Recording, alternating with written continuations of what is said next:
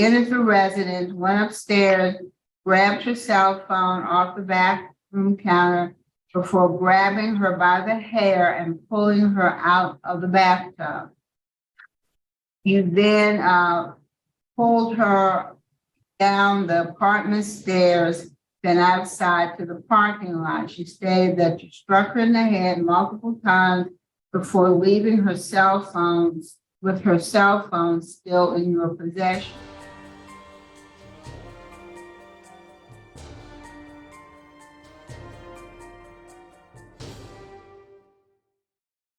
All right, good morning. Committee on Parole, we are now at Lafayette Parish Correctional Center on Tuesday, June the 6th, 2023. I would like for the officer in the room, please identify yourself for the record, please. Deputy Bedell. All right, thank you so much for accommodating us this morning. And with the offender, please introduce yourself for the record. Name and DOC number. Yeah, my name Quentin Senegal, 49-48-13. All right, Mr. Senegal, my name is Cheryl Renanza. To my left is Mrs. Mrs. Pearl Wise. To my right is Mrs. Bonnie Jackson. Mr. Senegal, is that a parole revocation questionnaire there in front of you? Yes, ma'am. Is that your signature at the bottom of that page dated May the 9th of this year? Yes, ma'am, absolutely.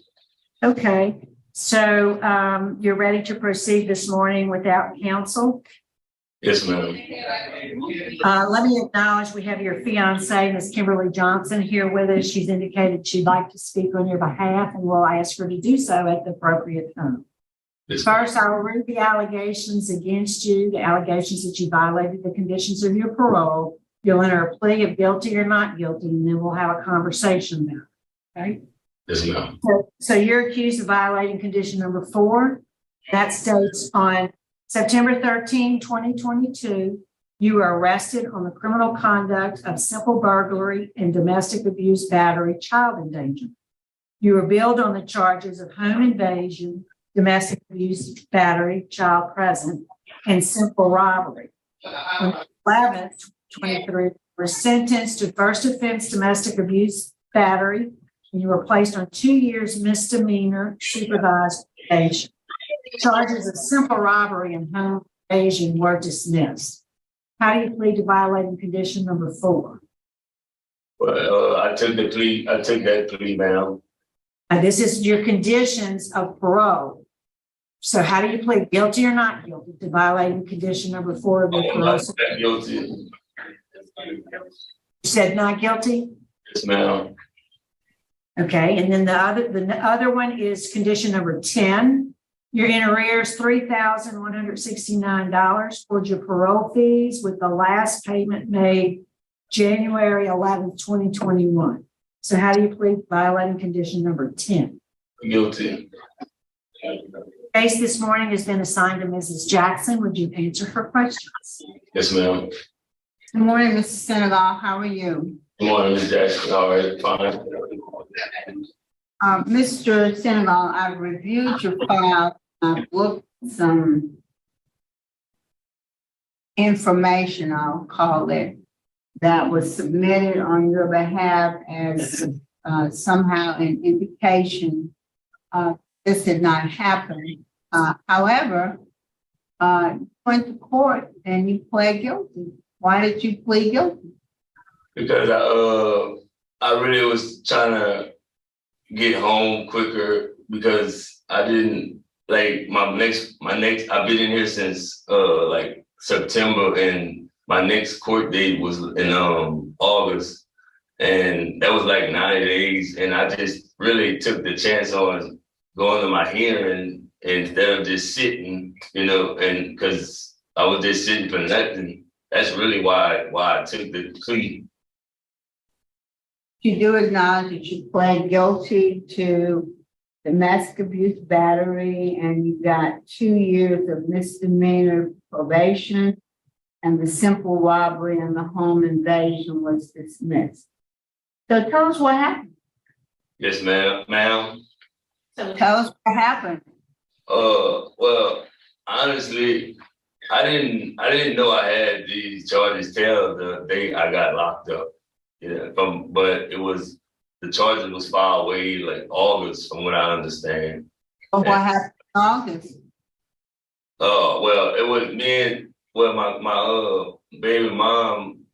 She was messing with this guy, and the guy called her phone. And I basically I just told her, like, look, this guy, I said, look, your little boo calling you. And she basically got mad at me because I didn't, I guess she was looking for me to get mad because the guy called her phone, but she got mad at me and started, flashing on me and stuff. And when I went to get my clothes out the closet, and I was going to my house, back to my house, and to my address in church point, she jumped on me and like trying to grab my clothes. And when she jumped on my back, I was trying to like steer her from grabbing my clothes, and that's when I smashed my finger in the door. And when the impact from me smashing my door, I jumped back. Smashing my finger, I jumped back, and she fell off my back. And that's whenever she had a cut on her elbow, from what I found out after I got locked up. And that's really what happened, but I found out she had pressed charges on me and all that. That would have been on August the 22nd. This incident you're describing would have been on August 22nd of last year? Yes, ma'am. Okay. Well, I have a police report from that date. They were contacted by Skylar Thomas that she had been abused by her child's father. Lived at residence, however, she left the front door unlocked because her oldest child was outside playing with the neighborhood children. She was on the second floor of the residence in the bathtub with her daughter Truly. And Thomas stated that you entered the residence, went upstairs, grabbed your cell phone off the bathroom counter before grabbing her by the hair and pulling her out of the bathtub. And then she stated that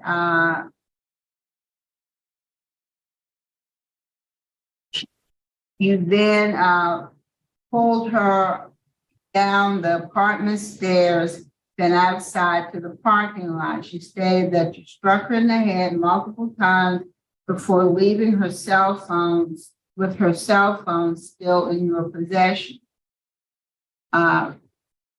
The son was still present and said that he was a witness.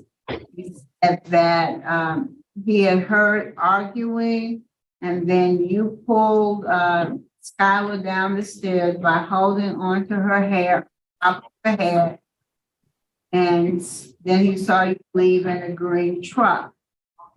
And it says that she sustained a laceration on her left arm near the elbow that was still bleeding, had a large broken toenail that was covered on the second floor of her apartment near the stairs, which corroborated her statement about being dragged down the stairs. And then in the bathroom, they said that there was nothing in disarray. Water was found on the floor, and that corroborated Ms. Thomas being pulled out of the bathroom. So let's talk about that. Ms. Jackson, I promise, like that is like those allegations are completely false, like without a doubt. And like the little boy she talking about that they said did that little, he ain't nothing but like 5 years old, 4 years old. So how you get conduct and say a statement like that? And Get his birthday. Let's see.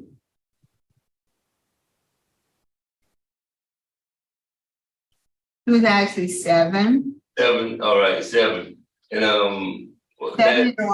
7-year-old can see and report what they see. 7-year-old. Go ahead. And but the latest, I was saying, about the getting pulled out the shower and all that. That is not true, you know. And Skylar, like I can't really put the words on it. Like she's a compulsive liar by far. Like, and if anyone knows me, like that, I've been with that girl since '98, 25 years, and I never put my hands on her, you know. And that was the whole reason, you know. Like I say, I put myself in that position by by dealing with another woman. You know, yeah, she lied, but I did that. I called it by dealing with another woman. You know, like I stated on my letter. You know, just how I had refrained from putting myself in situations and not getting in trouble. You know, the people I hung out with and the places I once was, I was supposed to use that same manner, you know, and see things before it happened, even though she said what she said, you know, and I hold myself accountable for allowing all that to happen.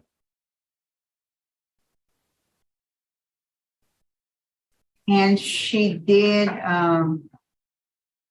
request that the charges be dismissed. Statement I wrote for the police wasn't right. Quentin and I did get into a fuss, but he didn't put his hands on me. I ran outside, fell on the cement and scraped my arm. She said you were together for 3.5 years. And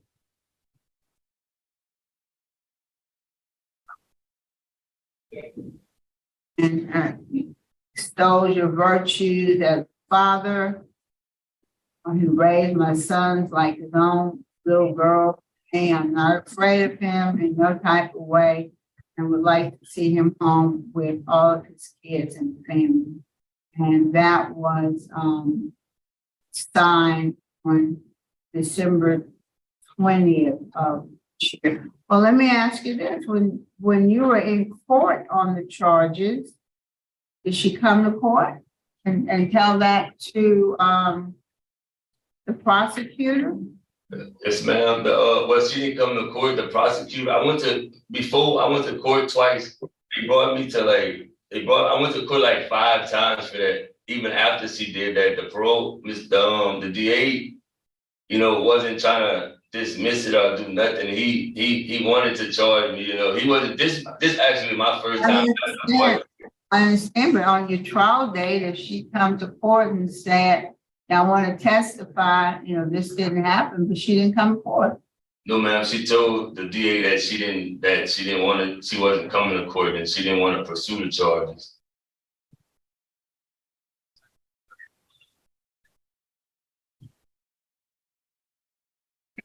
And how long have you been incarcerated? Since September of 22, is that correct? Yes, ma'am. Well, let's talk about your supervision fees. You were way behind in your supervision fees. Why is that? I have no excuse. I was supposed to do better, but that situation right there with dealing with my baby mom, had so much going on and wasn't focusing about it. I'll be honest, I'm not. But I should have been doing better, and I could have. And, So ma'am. why weren't you? Because even before that you got arrested, you were already behind $3,000 in your supervision fees. Yes, ma'am. And I know that. I have no excuse, but I mean, I will. I mean, if granted my freedom, I'll be without a doubt. I'll catch up on that. I promise about that. Were you employed? Yes, ma'am. I just whenever I came the day I got locked up, I was coming from my job with Skylar. Ma'am. What kind of job did you have? At the time I was working at in the industrial plant in Lake Charles at Sasson. Doing what? Doing scaffolding. And how long had you been there? Since I came home, I've been in and out. I would go from offshore after I got my certifications offshore. I went from offshore to the plants. It all depends whichever one you know, Yeah. Well, how much were you making? like An hour? How much were you paying an hour on these jobs? $26. And you couldn't manage to squeeze out your supervision fees? Yeah, I should have. I should have been doing better with that. That's my fault on that. Ms. Johnson, that's all I have. Okay, can we hear from Miss Kimberly Johnson, please? Yes, ma'am. Sit up straight, Ms. Johnson. Get out of the bed, sit up straight. This is a formal proceeding. Go ahead. Hi, I'm Kimberly Johnson. And I'm the fiance of Quentin Senegal for 25 years. Anything you want to tell us about him? I would just like for you to take everything into consideration and pardon him or grant him the clemency, because he was just really at the wrong place at the wrong time with the wrong person. I mean, we've been through a lot of things and we had a lot of altercations, and that never once happened. Like, he wasn't raised to like hit a woman or do anything like that. And that never happened. And I'm, a little firecracker, and he never, ever put his hands on me. Never. Like, the type of person that he was dealing with, you have to understand, like, being that he was with me for 25 years is like, oh, I can't remove her. So I can't take her out of the picture. So I'm gonna take him out of the picture. Like, I'm gonna send him away. So lying and saying that was like the easiest thing to do. And being that he was on parole, it was like, it's an easy way to get rid of him. So if I can't have him, she can't have him. Which, Right. I mean, it's crazy, but I'm here to talk about that, Ms. Johnson. Yeah, that's your relationship. Let me ask Mr. Senegal, is there anything you'd like to say to us before we vote? Ma'am, yeah, I mean, I deeply consider it how y'all would let me grant me my parole because my freedom, because I honestly have like a lot of things ahead of me that I'm accomplishing. I had to set back, which is I'm trying to, I'm going further myself and get my high school diploma so I can further myself in theology in this Bible Institute college. It's like 4 or 5 years. And I have my CDL class in August the 4th, where I'm trying to enroll in, and we have our wedding plan that me and her plan, and the youth football team that I'll be coaching. I missed out on that last year, and I don't want to just, just lose out on all that. I mean, I know I'm gonna go home, but I mean, I'm really trying to pursue that and, take care of that and stuff and make, fix this situation that I'm in. Thank you, Mr. Senegal. Prepared to vote? Let me ask you a question. I'm not even going to try to get into your complicated personal life because I don't understand, this entanglement. But when you pled guilty to that domestic abuse battery, were you ordered to go to a domestic violence program? Yes, ma'am. They told me I had to go to some community service and all kind of other things. Did they specifically tell you to do a domestic violence program? Yes, ma'am.